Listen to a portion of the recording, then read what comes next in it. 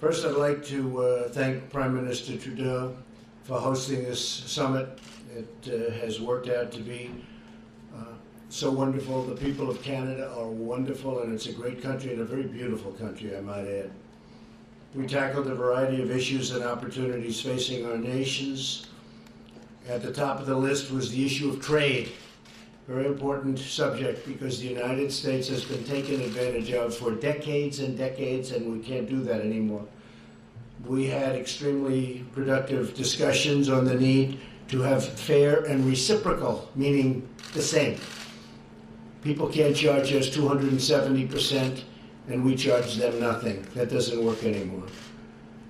I made a lot of statements having to do with clarity.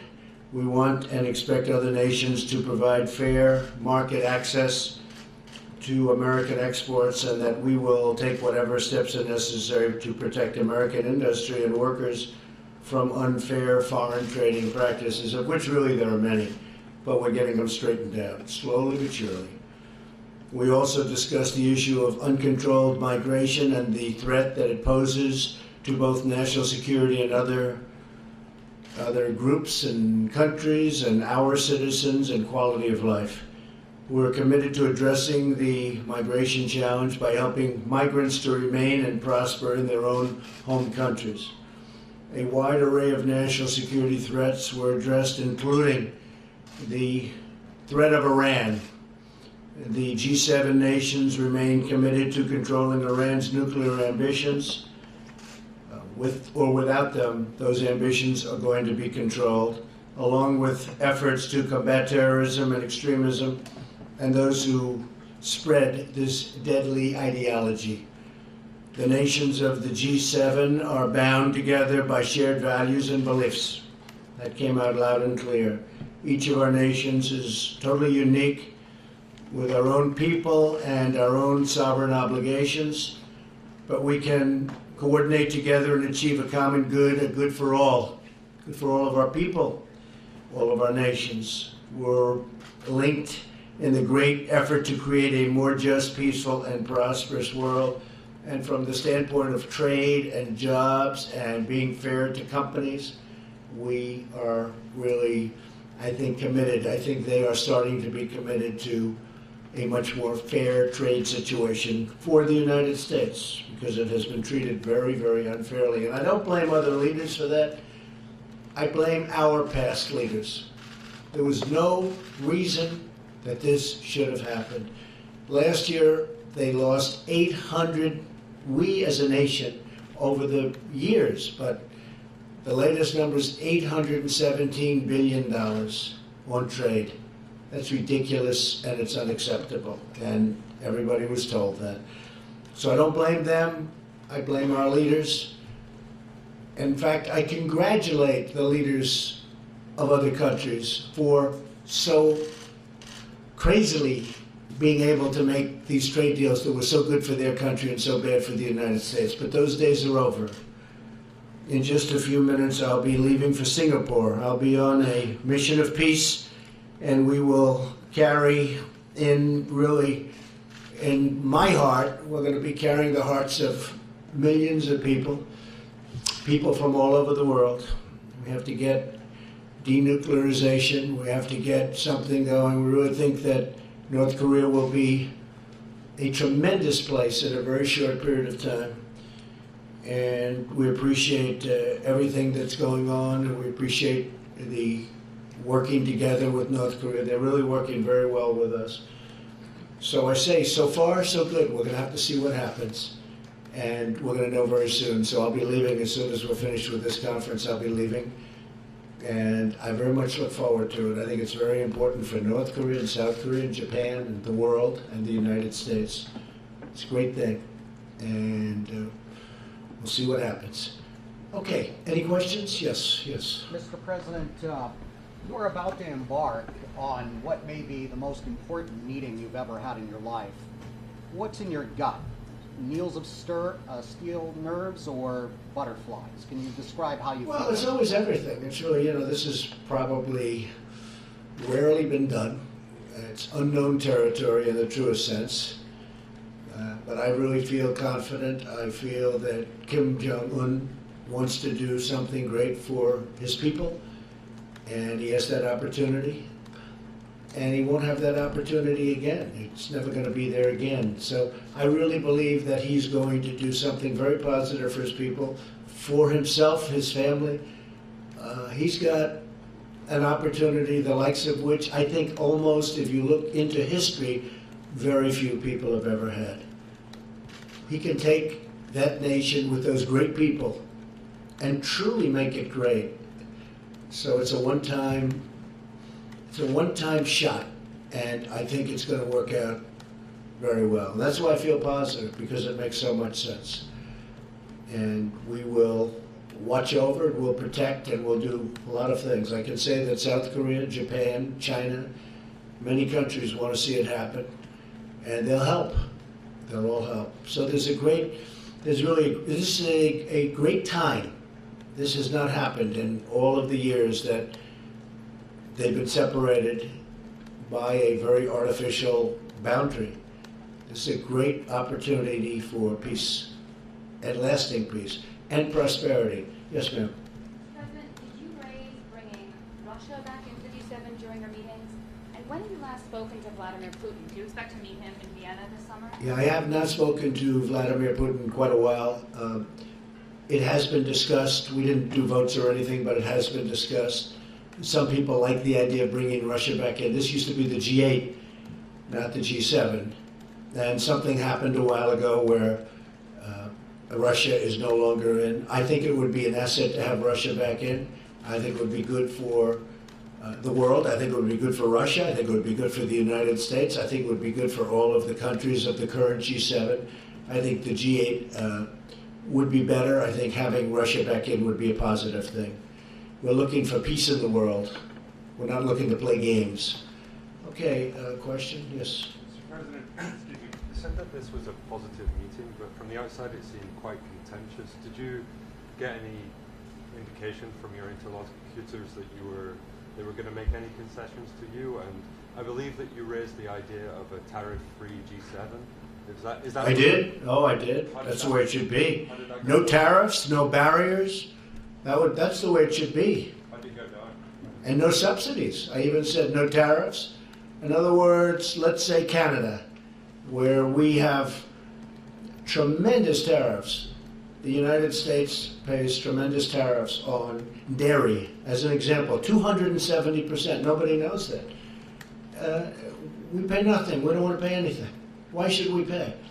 We have to, ultimately, that's what you want. You want a tariff-free, you want no barriers, and you want no subsidies, because you have some cases where countries are subsidizing industries, and that's not fair.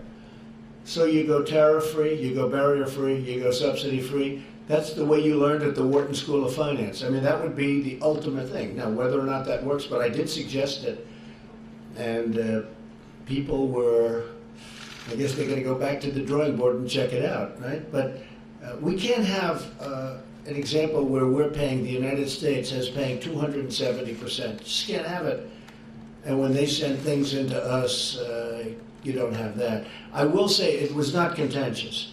What was strong was the language that this cannot go on.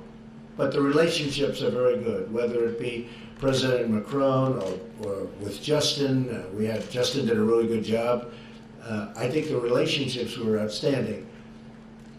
But because of the fact that the United States leaders of the past didn't do a good job on trade, and again, I'm not blaming countries, I'm blaming our people that represented our past. It's going to change. It's going to change. I mean, it's not a question of, I hope it changes. It's going to change 100%.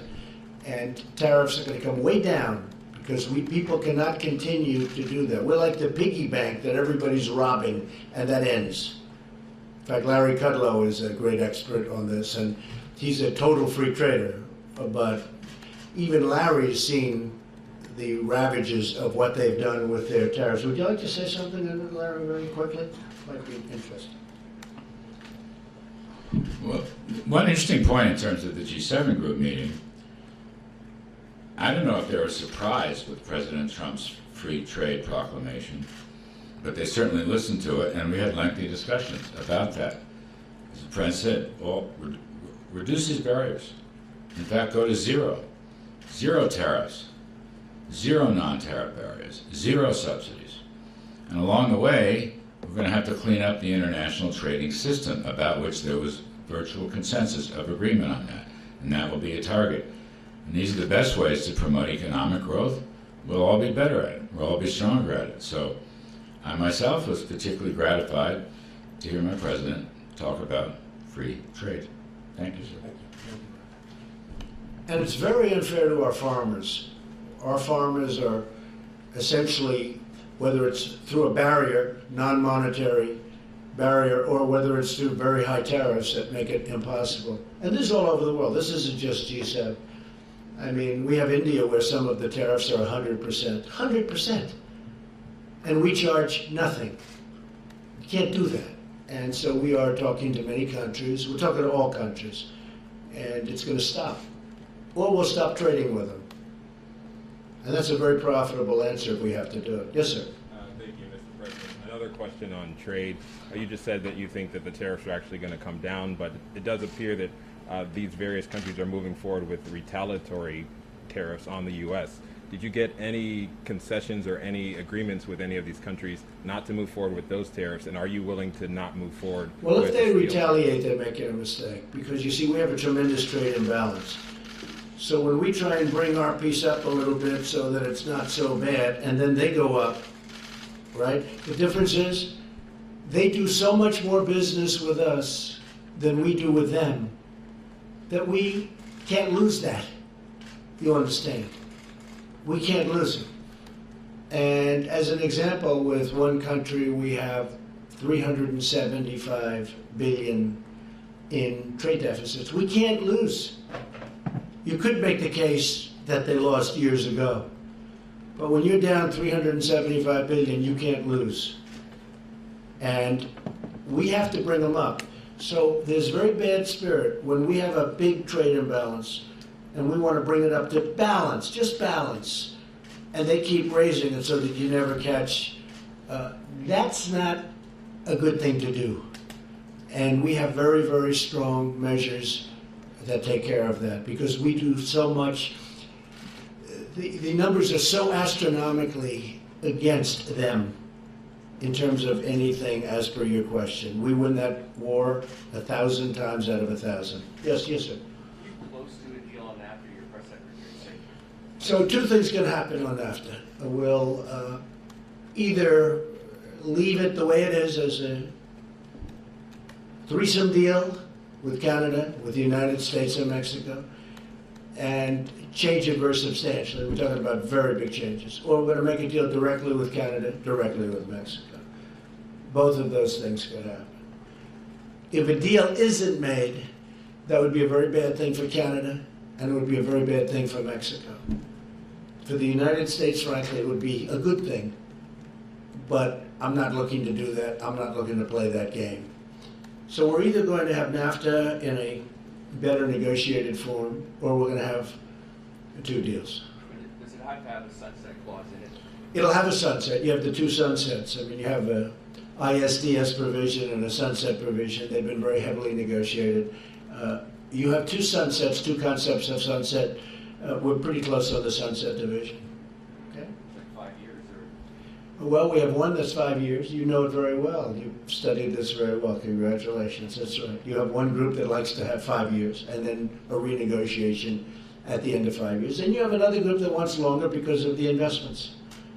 So, but we're pretty close. Yes, sir. Mr. President, David Herzen here with Politico Europe. Just to come back to Russia for a second, there's something that happened that got them kicked out of the G8 was the invasion and annexation of Crimea. Do you think that Crimea should be recognized at Russia at this point? Well, you know, you have to ask President Obama, because he was the one that let Crimea get away. That was during his administration. And he was the one that let Russia go and spend a lot of money on Crimea, because they've spent a lot of money on rebuilding it. I guess they have their submarine port there, etc. But Crimea was let go during the Obama administration. And, you know, Obama can say all he wants, but he allowed Russia to take Crimea. I may have had a much different attitude. But so you really have to ask that question to President Obama. You know, why did he do that? Why did he do that? But with that being said, it's been done a long time. But you would allow Russia back into the G8 with Crimea still? I would rather see Russia in the G8 as opposed to the G7. I would say that the G8 is a more meaningful group than the G7. Absolutely. Yes. Yes, ma'am. How persuasive did you find the Europeans and Canadians when they made the case to you that you shouldn't use national security as a justification for tariffs? They virtually didn't even make that case. I mean, my case is the fact that it is national security. It's our balance sheet. It's our strength.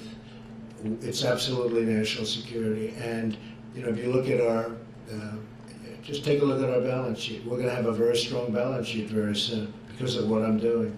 We have the strongest economy that we've ever had in the United States. In the history of the United States, we have the best unemployment numbers. Black unemployment, the lowest in history. Hispanic unemployment, the lowest in history. I don't mean the lowest in the last 10 years or 20 years. The lowest in the history of this country. Black unemployment is doing the best it's ever done. Hispanic doing the best. Women are now up to 21 years. Soon it's going to be the best ever in its history, in the country's history. We have to have deals that are fair, and we have to have deals that are economic. Otherwise, that does in fact affect our military. Okay? How do you make that case for autos specifically? Oh, it's very easy. It's economic. It's the balance sheet. To have a great military, you need a great balance sheet. Okay? Yes, sir. Go ahead. As you were heading into these G7 talks, there was a sense that the America's closest allies were frustrated with you and angry with you, and that you were angry with them, and that you were leaving here early to go meet for more friendlier talks with Kim Jong-un in Singapore. And I'm wondering if you view it the same way, and do you view the U.S. alliance system shifting under your presidency away Who from are you with, out of curiosity? CNN? I figured. Fake news CNN. The worst. But you know, I could tell by the I have no idea you were CNN after the question. I was just curious as to who you were with. You were CNN. I would say that the level of relationship is a 10. We have a great relationship. Angela and Emmanuel and Justin, I would say the relationship is a 10. And I don't blame them. I blame, as I said, I blame our past leaders for allowing this to happen. There was no reason this should happen. There's no reason that we should have big trade deficits with virtually every country in the world. I'm going long beyond the G7. There's no reason for this. It's the fault of the people that preceded me. And I'm not just saying President Obama. I'm going back a long way. You can go back 50 years, frankly. It just got worse and worse and worse. You know, we used to be a nation that was unbelievably cash flow oriented, had no debt of any consequence, and they'd build the highway system. We built the interstate system virtually out of cash flow. And it was a lot different. No, we have a very good relationship, and I don't blame these people, but I will blame them if they don't act smart and do what they have to do, because they have no choice. I'll be honest with you, they have no choice. They're either going to make the trades fair, because our farmers have been hurt. You look at our farmers, for 15 years, the graph is going just like this, down. Our farmers have been hurt. Our workers have been hurt. Our companies have moved out and moved to Mexico and other countries, including Canada. Now, we are going to fix that situation. And if it's not fixed, we're not going to deal with these countries. But the relationship that I've had is great. So you can tell that to your fake friends at CNN. The relationship that I've had with the people, the leaders of these countries has been, I would really rate it on a scale of 0 to 10, I would rate it a 10. That doesn't mean I agree with what they're doing, and they know very well that I don't. So we're negotiating very hard tariffs and barriers. As an example, the European Union is brutal to the United States. They don't take, and they understand that, they know it. When I'm telling them, they're smiling at me. You know, it's like the gig is up. It's like the gig is up. They're not trying to, there's nothing they can say. They can't believe they got away with it. Canada can't believe it got away with it. Mexico. We have a $100 billion trade deficit with Mexico, and that doesn't include all the drugs that are pouring in because we have no wall, but we are. We started building the wall, as you know, $1.6 billion, and we're going to keep that going. But a lot of these countries actually smile at me when I'm talking, and the smile is, we couldn't believe we got away with it. That's the smile. So it's going to change. It's going to change. They have no choice. If it's not going to change, we're not going to trade with them. Okay, how about a couple of more? One more. Go ahead in the back. Thanks, Mr. President. Eliana Johnson with Politico. Yes, hi. Going into these talks with Kim Jong-un, do you have a clear objective of what you want to get out of them? I have a clear objective, but I have to say, Eliana, that it's going to be something that will always be spur of the moment. You don't know. You know, this has not been done before at this level. This is a leader who really is an unknown personality. People don't know much about him. I think that he's going to surprise on the upside, very much on the upside. We'll see. But never been done, never been tested. Many people, the world leaders, I'm talking about world leaders that have been right next to him, have never met him. So we're going in with a very positive spirit, I think, very well prepared. I think, and by the way, we have worked very well with their people. They have many people right now in Shanghai. Our people have been in Singapore. Our people have been working very, very well with the representatives of North Korea. So we're going in with a very positive attitude, and I think we're going to come out fine. But I've said it many times. Who knows? Who knows? May not work out. It's a good chance it won't work out. There's probably an even better chance that it will take a period of time. It'll be a process. Is there a particular outcome that you would look for from this initial talk to judge whether you think things are going well? Well, I think the minimum would be relationship. You'd start at least a dialogue. Because, you know, as a deal person, I've done very well with deals. What you want to do is start that. Now, I'd like to accomplish more than that. But at a minimum, I do believe at least we'll have met each other. We will have seen each other. Hopefully, we will have liked each other, and we'll start that process. I would say that would be the minimal. And the maximum, I think you know the answer to that. But I think that will take a little bit of time. Okay? Yeah. How long do you think it'll take you to figure out whether he's serious about giving Good up? question. How long will it take? I think within the first minute, I'll know.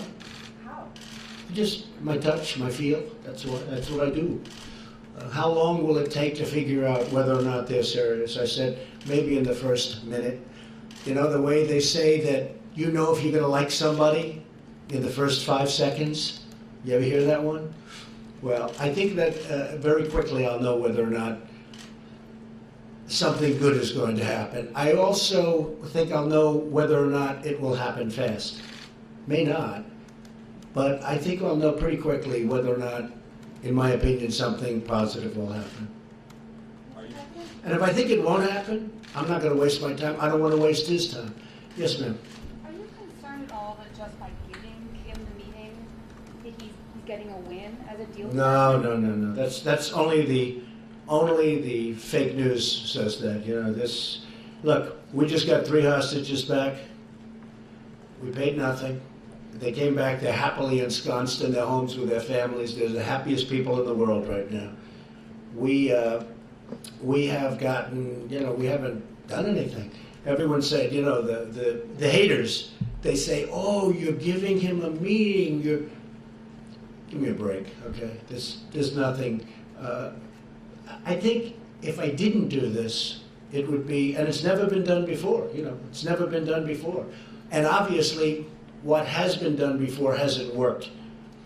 And this is something, I can't stress this strong enough. You know, I talked about tariffs that previous people, and I'm not looking to criticize people that were preceding me, but on tariffs, it should have never happened. Well, the same thing on North Korea.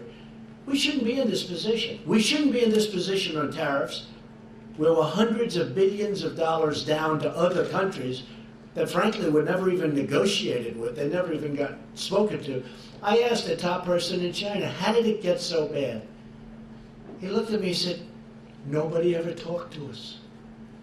They were missing in action, our leaders. Well, a very similar thing, if you think about it, took place with North Korea. This should not be done now.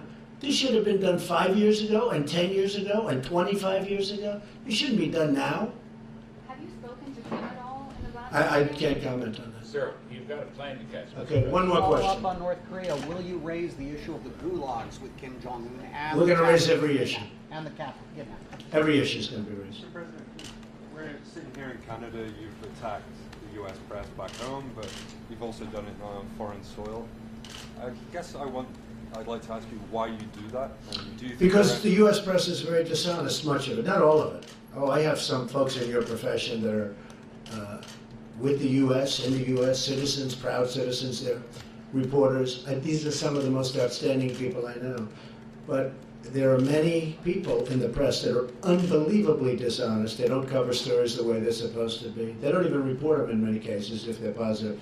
So there's tremendous, I came up with the term, fake news. It's a lot of fake news. But at the same time, I have great respect for many of the people in the press. Thank you all very much. I appreciate it. Thank you. Thank you, Mr. President.